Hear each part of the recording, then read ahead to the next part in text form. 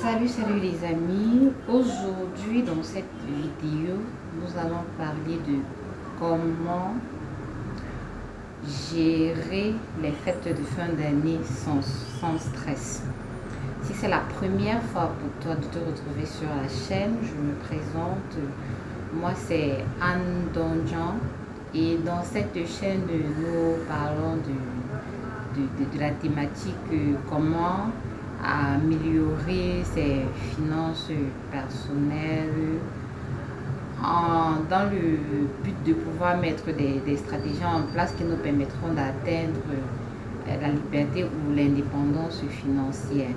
Si c'est une thématique qui t'intéresse, ce que je t'invite à faire, c'est t'abonner sur la chaîne afin de ne rien manquer des différents contenus qui seront partagés ici. Comme je le disais tantôt, nous sommes au mois de décembre. Décembre, c'est un mois festif, il y a beaucoup de fêtes, il y a beaucoup de joie. Et c'est également un mois pendant lequel on fait beaucoup de dépenses. Et quand on dit que nous sommes en période de fête, en fait, on parle de fête. Donc, qui dit fête dit forcément argent parce qu'on ne saurait fêter sans argent.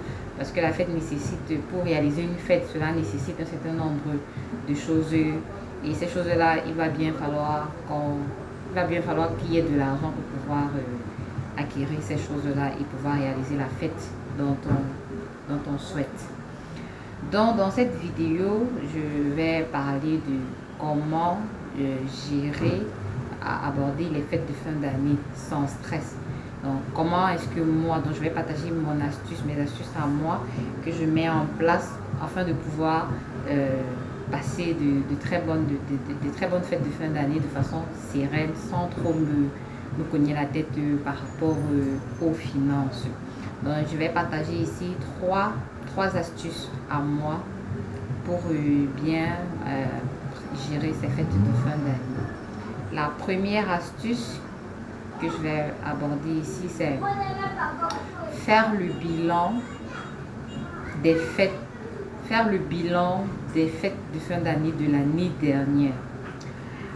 En fait, ici, c'est quoi? Cela revient à dire que il faut s'asseoir, prendre, je sais pas, un format, essayer de faire la liste de tous les achats qu'on a eu à faire durant les fêtes de fin d'année de l'année dernière en termes de vêtements, de nourriture, de décoration, de jouets, en fait, etc. Donc, tous ces éléments-là, on les note sur un bloc-notes. Par exemple, à la fin, on fait la somme de toutes ces dépenses-là. Et le montant total qu'on aura à la fin, c'est le montant qui nous aura permis de réaliser les fêtes de fin d'année dernière. Cela voudrait dire que pour pouvoir bien gérer les prochaines fêtes de fin d'année, ce que je dois faire, c'est tabler sur ce montant-là. Et on peut encore faire une augmentation de ce montant-là parce qu'il est vrai que plus le temps évolue, les choses aussi changent, les prix des articles sur le marché, parfois ça augmente et autres. Donc, à ce montant, on peut faire une marge supérieure à ce montant-là. Du coup, dès qu'on sait que voilà le montant qu'il me faut pour bien préparer mes fêtes de fin d'année, la question donc qui se pose, c'est comment faire pour pouvoir donc avoir ce montant-là. Donc ça, c'est la question qui introduit la deuxième astuce dont je vais vous parler ici.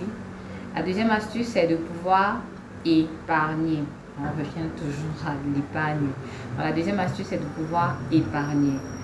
Et généralement, je vais parler de deux façons d'épargner. Donc, la première façon, c'est celle que nous utilisons généralement, en fait, que nous faisons en Afrique et que moi-même j'utilise ici. C'est qu'en Afrique, nous faisons beaucoup les tontines. Et maintenant, dans nos tontines, il y a un volet qu'on appelle la banque annuelle.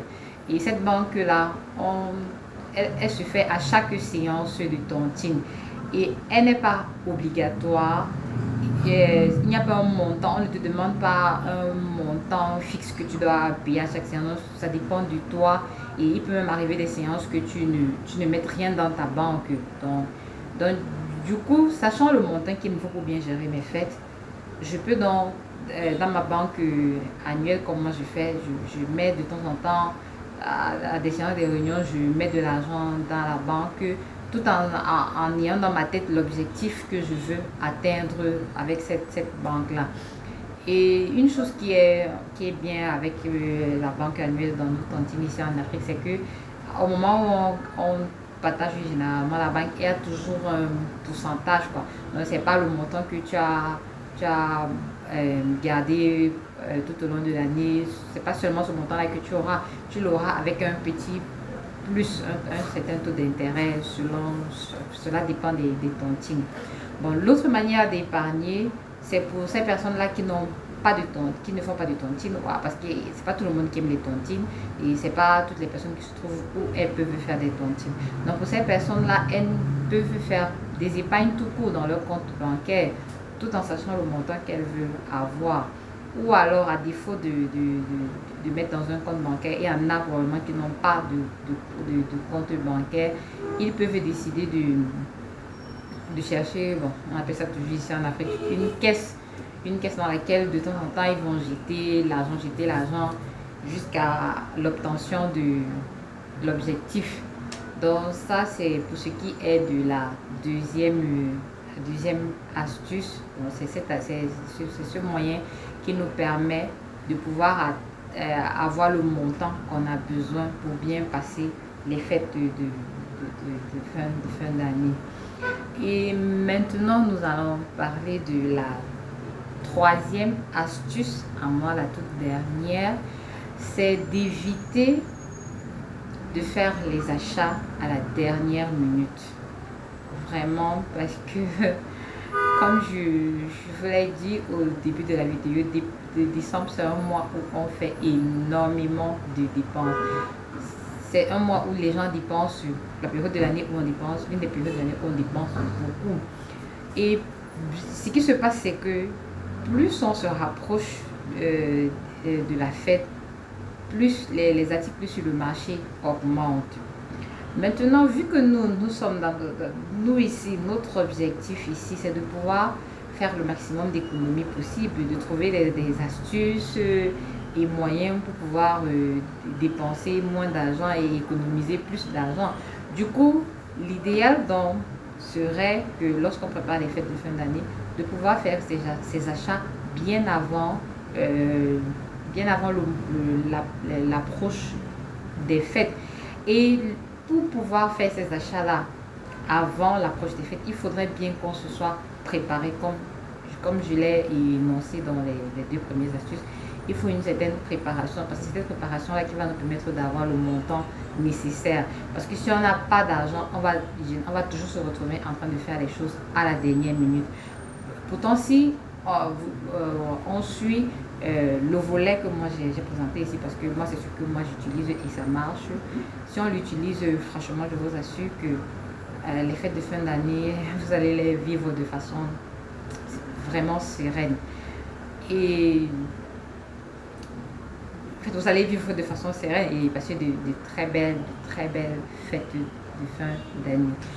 Donc voilà ce que je voulais vous présenter aujourd'hui dans les trois astuces à moi que j'utilise pour bien gérer les fêtes de fin d'année. Et si vous avez aimé, apprécié, je vous invite à m'encourager en mettant juste un petit pouce, des likes sur la vidéo. Je vous souhaite de passer une très bonne fin de journée. Portez-vous bien. Bye bye.